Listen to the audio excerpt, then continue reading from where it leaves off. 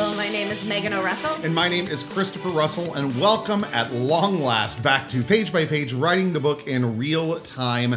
We are on to chapter 30, so we are into the third of the book. You know, officially. I had a thought. Okay. No, don't worry. It's not about making the book longer. Okay. Yeah. No, but I had a thought because most people are actually going to listen to this podcast long after the episodes are posted.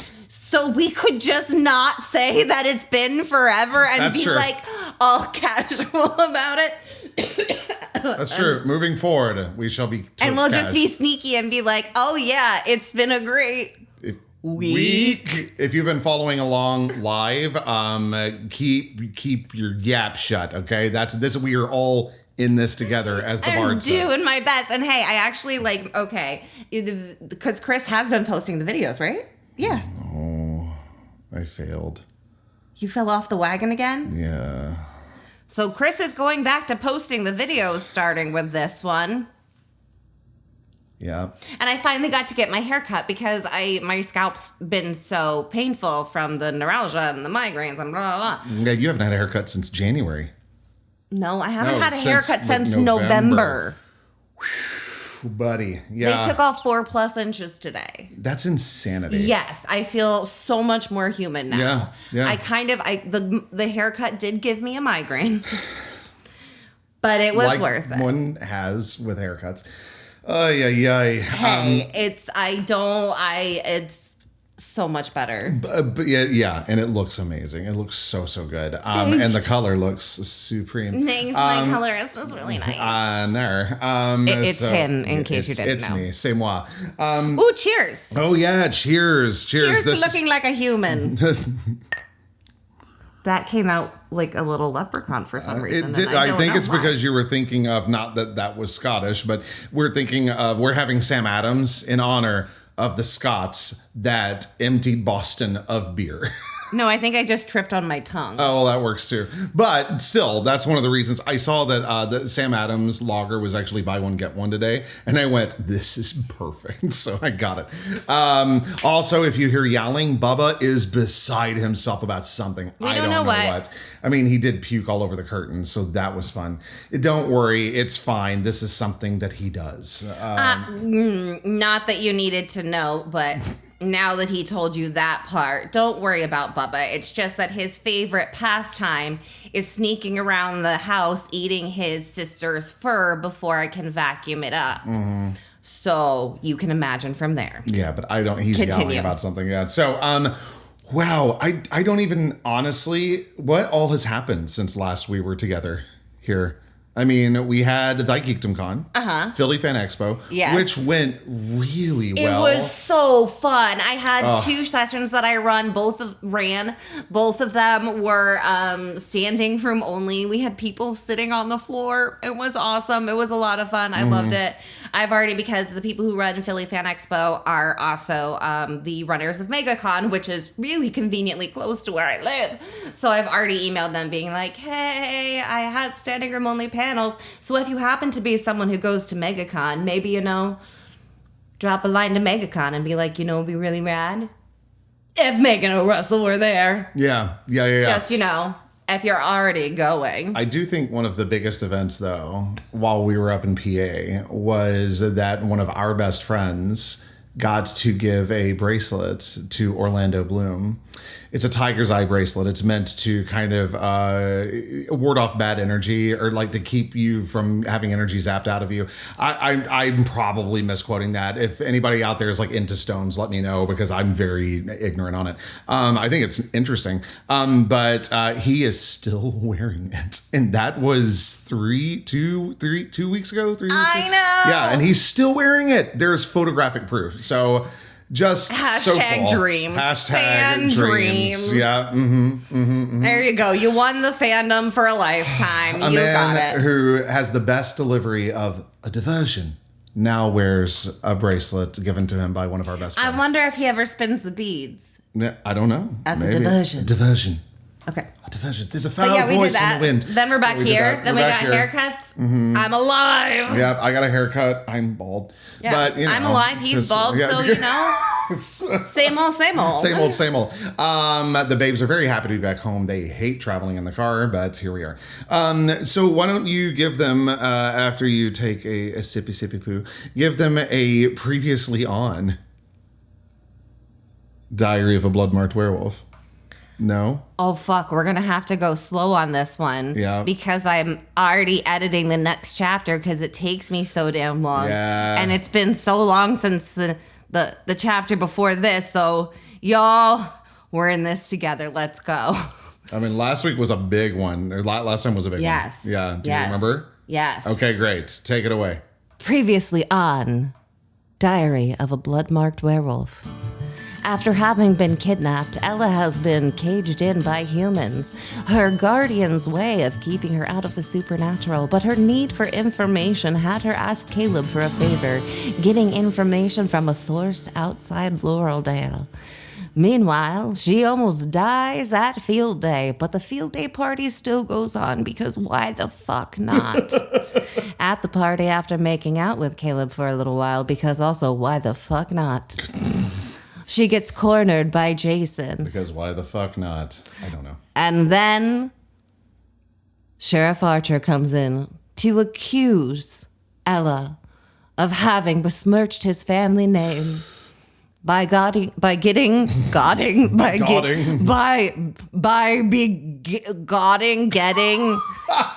don't know. Knocked up. By Jason. You're welcome. To which she said, fuck no, because I haven't fucked him. And left. Oh. I thought that was a pretty good summary. Actually, for how hard really good. I thought I was going to struggle to get all the points that was good. we needed. That was solid. I actually nailed it. That was solid. So because of our current microphone setup, I am going to just go ahead and leave the mic where it is. Hey, it worked. I moved the microphone and it worked. Okay, so. Proud of you. With that, thank you so much. I know how to physically maneuver things in a three-dimensional space. We are going to head right into Diary of a Blood... What? I kind of feel a little attacked. Why? Sometimes moving objects in three-dimensional space is hard. I know, honey. I love you so much. My little klutz. Okay.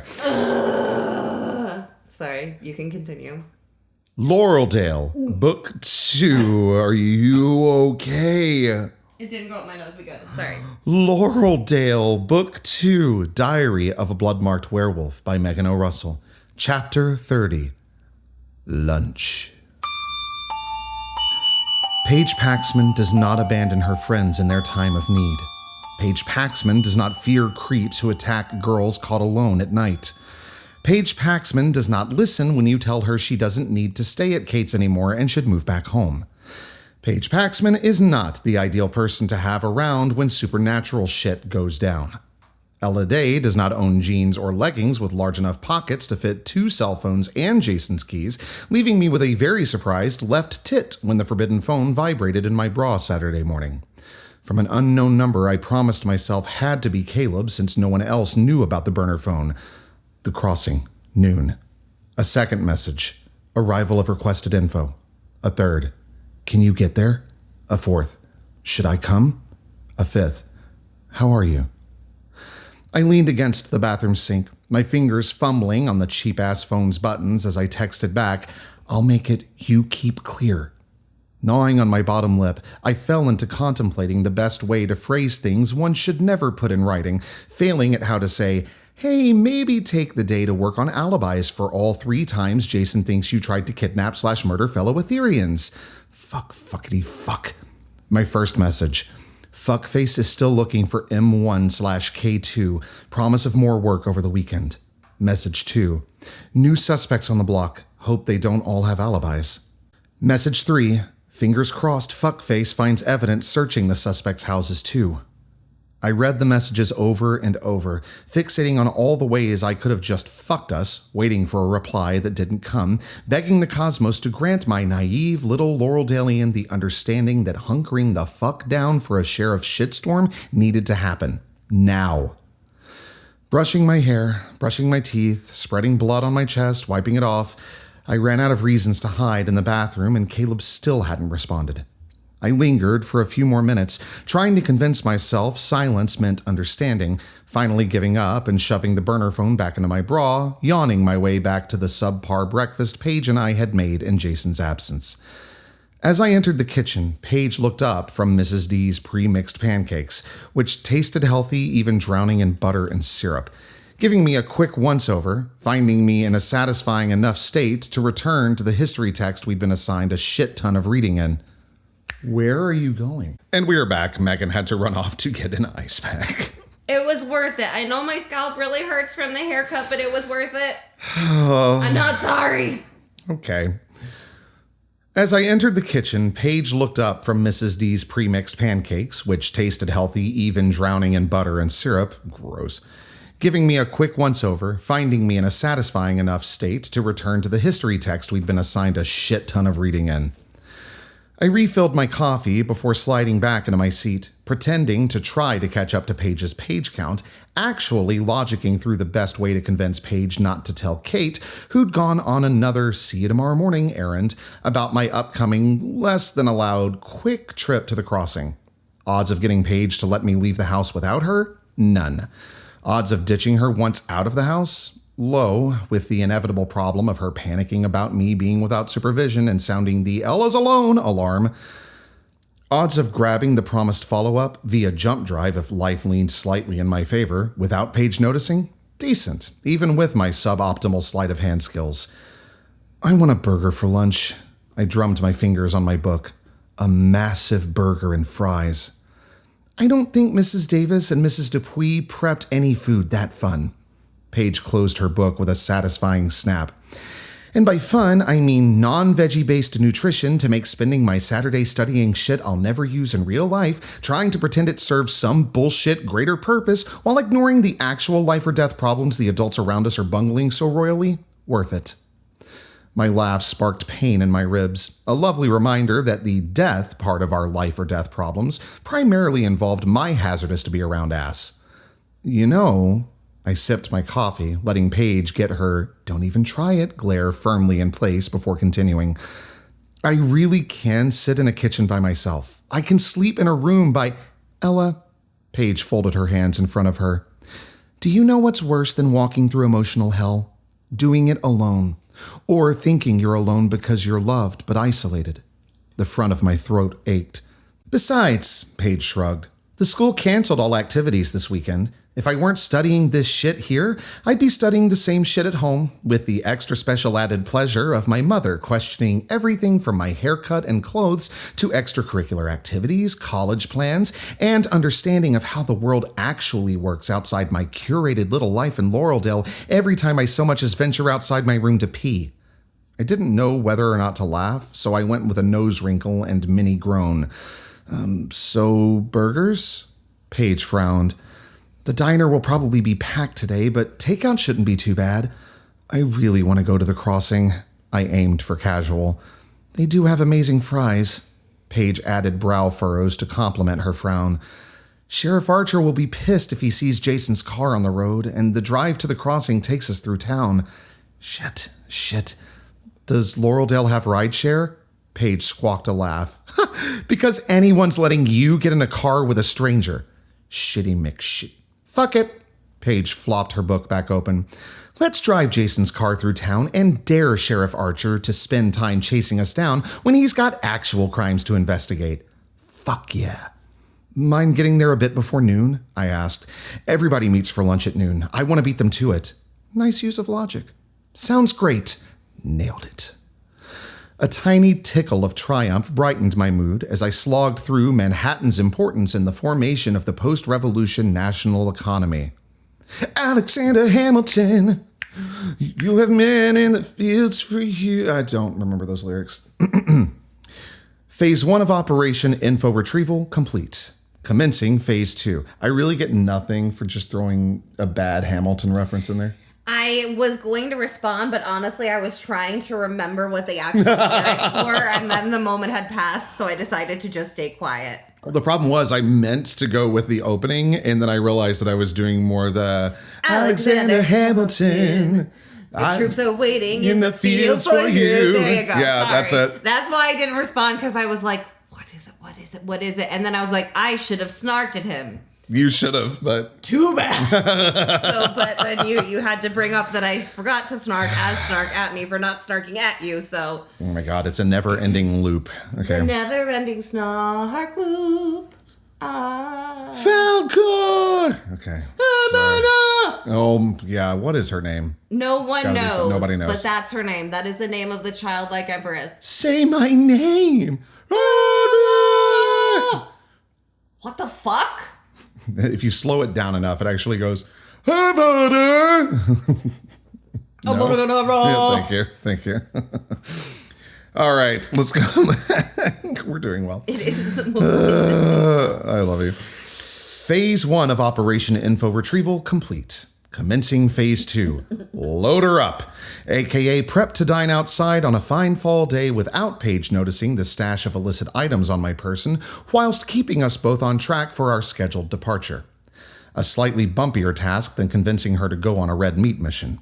Paige didn't buy my totally fine routine after an 11-17 vision incident put my beer down, wherein her keeping me upright almost outed my above-ass knife, but a little whining about my extreme hunger parried her order to rest, allowing Phase 2 success.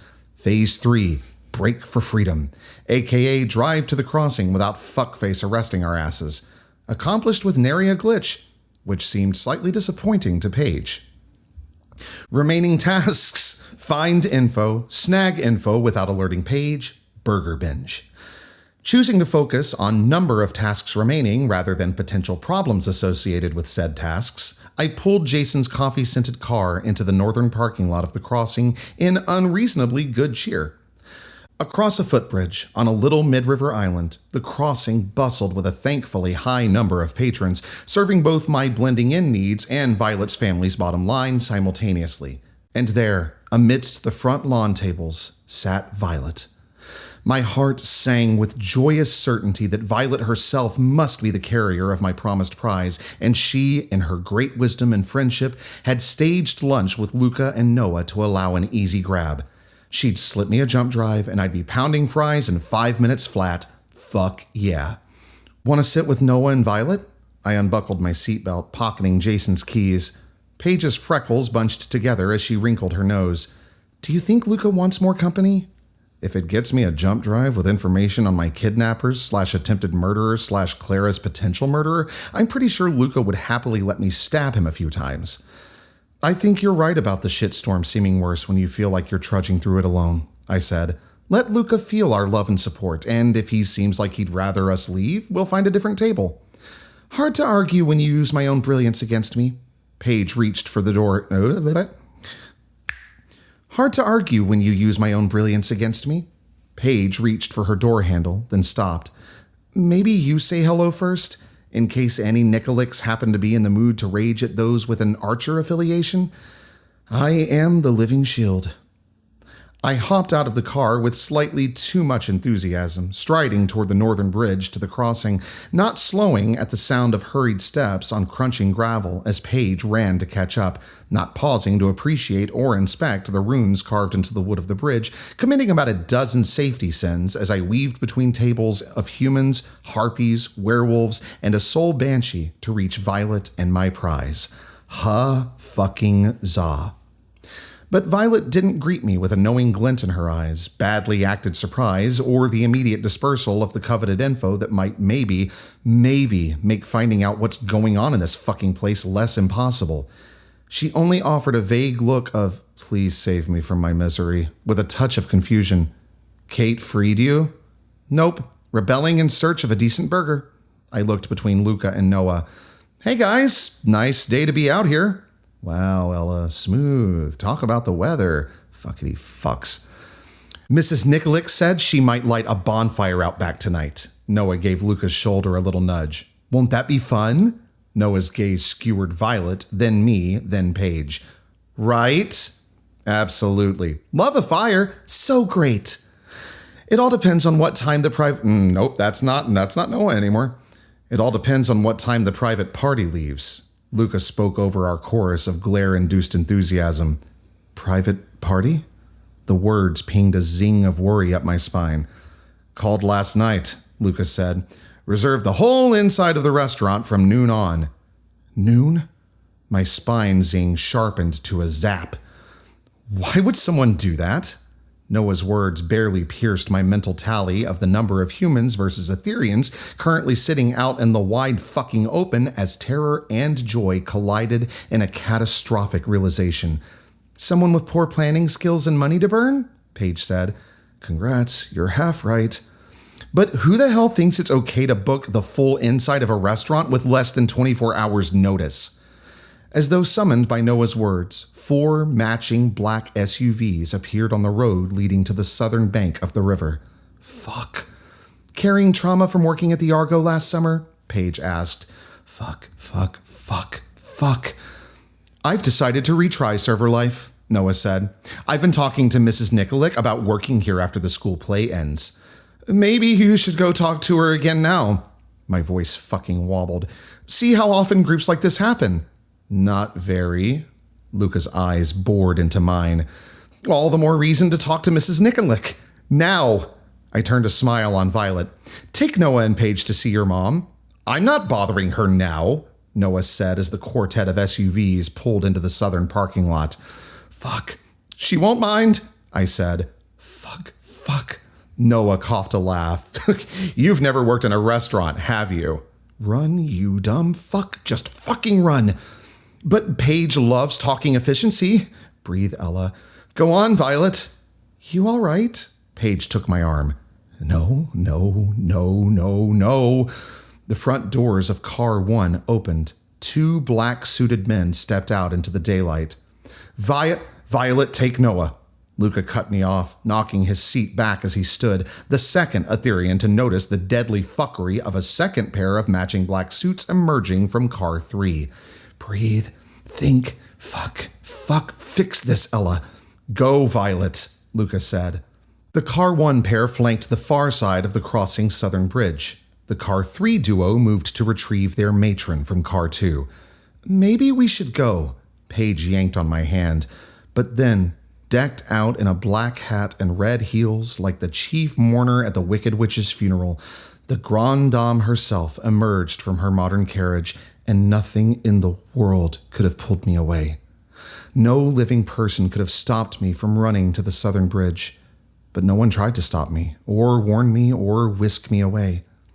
The only thing making me stumble and heave were my own hiccuping tears as I held my arms out, waiting at the edge of my prison like a toddler wanting up, barely keeping myself standing long enough to collapse, sobbing, into Auntie V's arms. Not since before. Don't let yourself think about not since before. One of my favorite things about vampires is, aside from the super pale blue eyes of a night-stalking predator and occasionally visible fangs, there is no one defining aesthetic feature all vampires share. Fae, sleek muscles, chiseled faces, general coloring dependent on natural territories of subrace, i.e. Naiad versus Dryad. Banshees, dark hair and eyes, corpse-pale skin, frame that looks ready to blow away at the slightest breeze. Werewolves, slight variation according to geographical origin of lineage, but generally built for a fucking street fight. But vampires? They're all born human, imperfect and different with a beautiful variety Etherian-born could never achieve.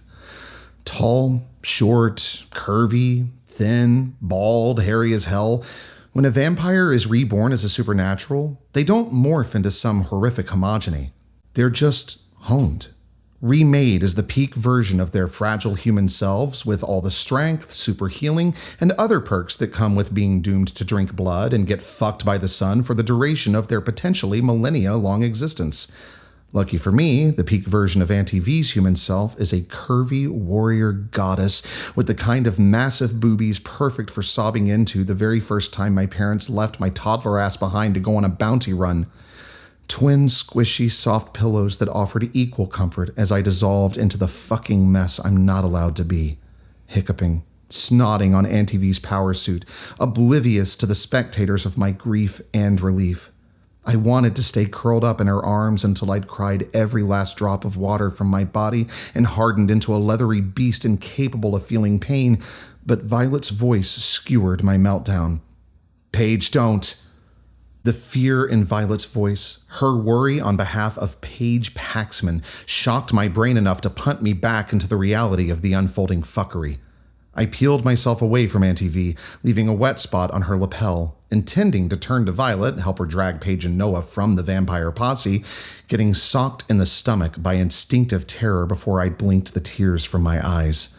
Not fight or flight terror, not spine-grating terror, abandon hope all ye who enter here terror, staring off the edge of a deep-sea cliff terror. Arabite, fuck, run, breathe, Jelly. Auntie V gripped my shoulder with a steel hand. I'd brought a friend along for lunch. Her calm soothed me enough to view the terror she trusted. Fuck. On the edge of the southern riverbank, just past the protection of the bridge's ruins. No, fuck, bad, run, bad, fuck, demon.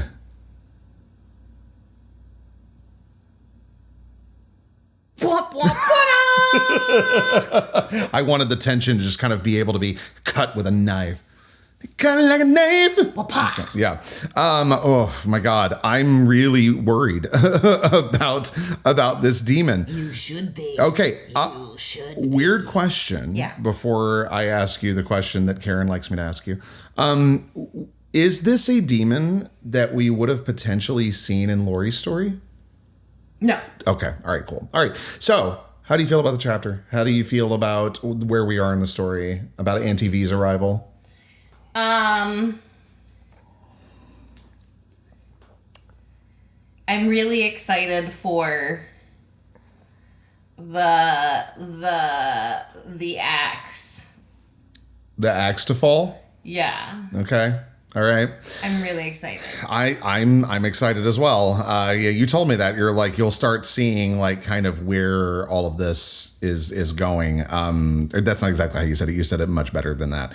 But I am also excited. So my first comment on this chapter is I love how you found a way to classily include the words tit and boobies. Yes. Was that something that you were just like, this is my side quest that I'm doing? No, it wasn't my side quest. It was like, you usually don't get to say tit and boobies because it gets a little weird. Like, you can, but like, boobies isn't sexy. Oh. And it's kind of weird, you know? Please. Like, That there means are you may very drink. few situations where boobies is the best word. But if you're cuddling up in them for comfort, then they're boobies. Sure, yeah. And if something shocks you, then it shocks your tit. Like, it's not like, ooh, a vibration on my breast. It's like, you got my tit. You got my tit. You know what I mean? Yeah. Like, so it was just one of those situations where I managed to get them both in. It wasn't intentional, but I am proud. You got both tits in. Good job. Proud of you. So this was just funny to me.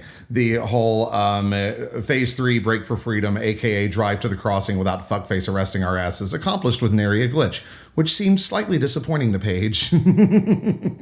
I'm sure I can surmise why, but do you want to tell us why that's so disappointing? She's just in a mood and would love the excuse to fucking go off on someone. Oh yeah, 100%. She's just in a somebody try me mood. Yeah, I've been there. That's where her soul is. Anytime I'm driving on the road in Orlando, and they do try me, and there's nothing I can do about it, so I need to stop asking for it. I am the living shield. And Megan goes, well, because Ella can't say human because that would be weird in her vernacular. To be like, I am the human shield. No, you're fucking not. No, but she can't be like, I am the Sybil shield. So it's just like living shield is like it feels like what the Etherean version would be. Yeah.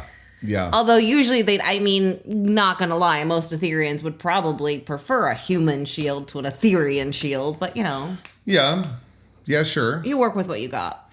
Yeah, you do. I love that Violet has no idea what the hell is going on. And Violet's just like, oh, I wasn't expecting to see you. Is she happy to see Ella?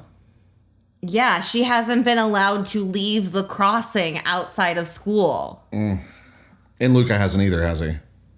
Well, Luca was just coming undrugged. He was sedated for a while. Ah, well, yeah. Yeah. Yeah, that'll do it.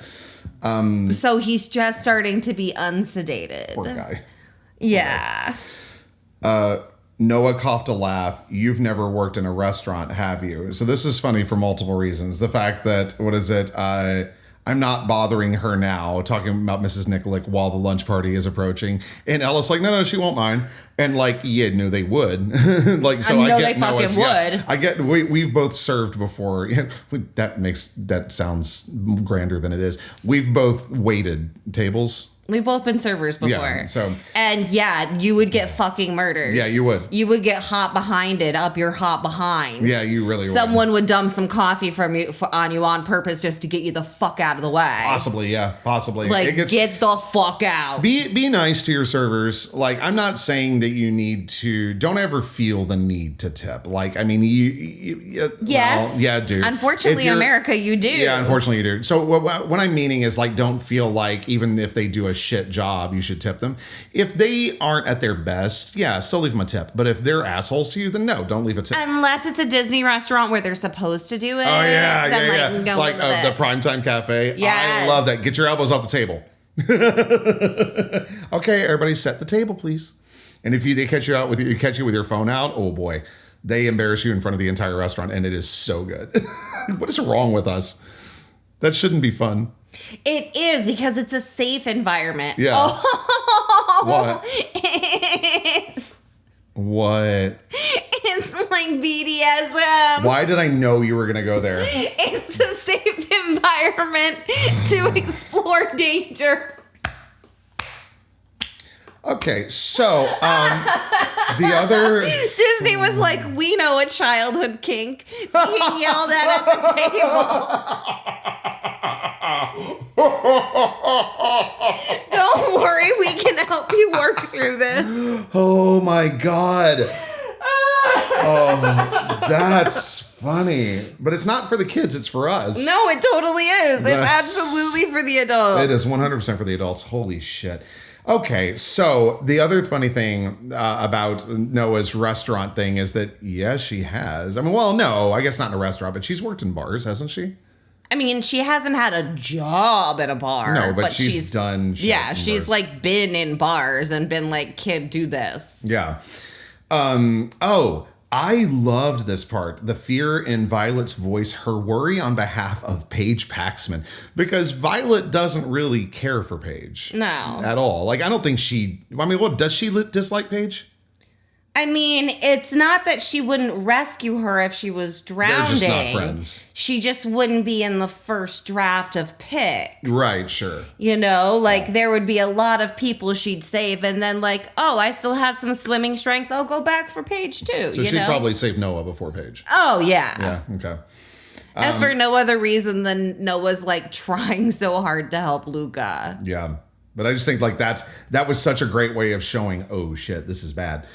But no, it's not like she wouldn't pee on her to put out a fire. It's just like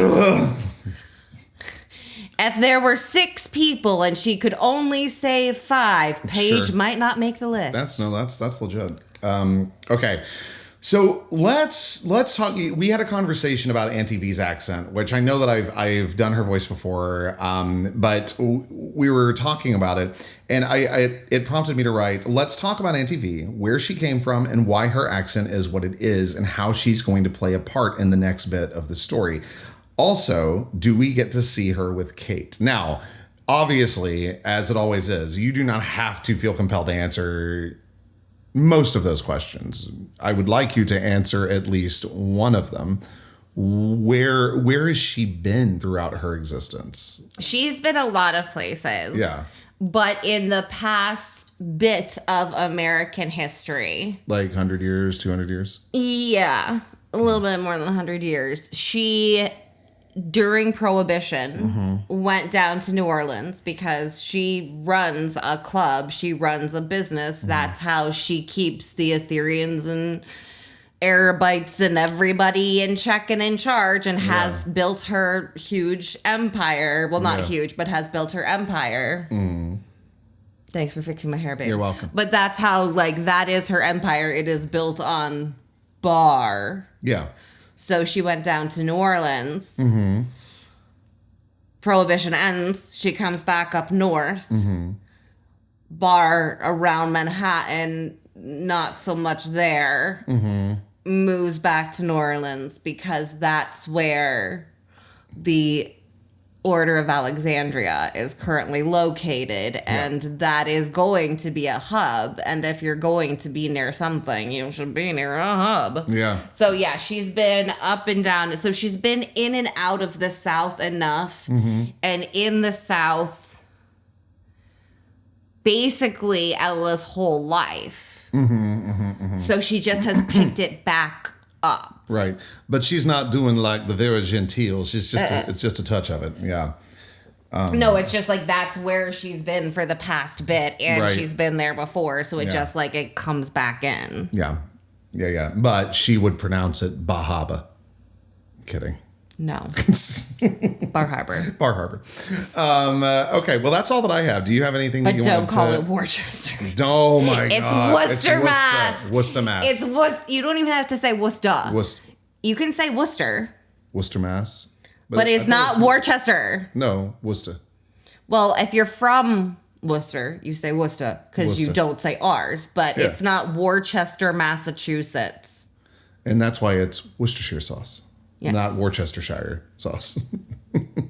That took my asshole teenage brain so long to get to understand. It's okay. I was like, it's we were Worcestershire. working with a 28-year-old who thought that buffalo wings came off real buffaloes. And it was so silly because they killed the giant buffalo to get those two tiny little wings. And what a waste. I remember being told, too, that wings were from... Thank God he was pretty. Like, Yeah, he's a beautiful man. He did. Sometimes the universe makes people really hot because they're gonna need that to get by. And then he got... Never mind. Well, no, I guess we can talk about that. Didn't he get famous kind of a little bit because of his... affinity for larger women? Yes. Yeah. He loves curvy women. Yeah. He loves bigger women. So I was like... And he was a high-end Vegas stripper. Men on the Strip. Yeah. Yep. And so he ended up in like all of these magazine photo spreadsheets because he was like, no, I would like to have her breasts and face, please. Big boobies face. And so you can like find him, and there are just all these shoots of him living his best life. Like, I got... Not face and boobies. Like, but he's like, they're big and they're there. Or he's like grabbing a nice, like, ass. And he's like, I got it. And you're like, you found the best niche. It's so funny. He's a funny guy. This is so random, and I don't know why I'm still on wings, but I remember hearing from somebody one time that it's like, well, those are baby chickens, and no, they're not. They're literally wings that you section and then fry. So it's like that. That's why they look small. No, they come from buffaloes, and it's such a waste of meat. Even the barbecue wings, those still come from buffalo. Yep. Garlic parm though are the best. Fight me on it. Okay, so did you have anything? So do the garlic and the Parmesan have to fuck so that they can have little hybrid babies? Like, is that how that works? We're devolving so quickly. Do you have anything else that you wanted to talk about in regards to the chapter? Yes, I just wanted to say that, and we did pause so you could double check with me. But the thing where it's the 3 girls in a row, like, amazing, love afire, sounds great. The fact that you got each of their voices in a row, I was like, I can actually tell all 3. And that was just really cool. Oh, thank you. I appreciate that. That was a nice little moment for me. You know, that was honestly, you said that and it reminded me of the last audition video that I submitted to Universal where I did something similar. And I'm like, I'm very proud of that video. Very proud of it. That's all. I like being a voice actor. Thanks for giving me the confidence I need to be a voice actor. Such a fuckhole sometimes. Oh, God. All right. So we're going to go now. No, we're not going to go now. We have things to talk about. Oh, I'm sorry. What are we talking about? Well, we're talking about a few things. So Okay. if you've been enjoying the podcast and you have gotten through all of Sketchbook of a Wayward Seer, please do take a moment and leave the book a review on Amazon, on Barnes & Noble, wherever you get your books from. Apple Books, Google Play. Reviews save books lives. Yes, they do. And Sketchbook of a Wayward Seer is desperately short on reviews right now. So if you are a podcast listener, please go review. If you can review on more than one site, great. But please review only if you have nice things to say. Though I'm assuming if you're still here, you liked the first book. So hopefully we're good on that. But yes, reviews are so helpful. And please, if you could do that for me, that would be great. Yes. Also, for my Dragon Con peeps, I am officially going to be a part of the Friday Night Fantasy Gather. Yes. I'm really excited. It is Me the first too. thing that I am confirmed for Dragon Con. I am stoked. It's going to be great. And for my Florida peeps, in just a few weeks, I will be at Florida How SuperCon is that in just a few Miami Beach. I'm really excited about it. So do check it out there. And as always, please do. I know I just asked you to review Sketchbook of a Wayward Seer for me. But also, please do like, subscribe, follow, share, whatever your podcast/video platform allows you to do, so that other people know that this is a cool thing and that they should like us too.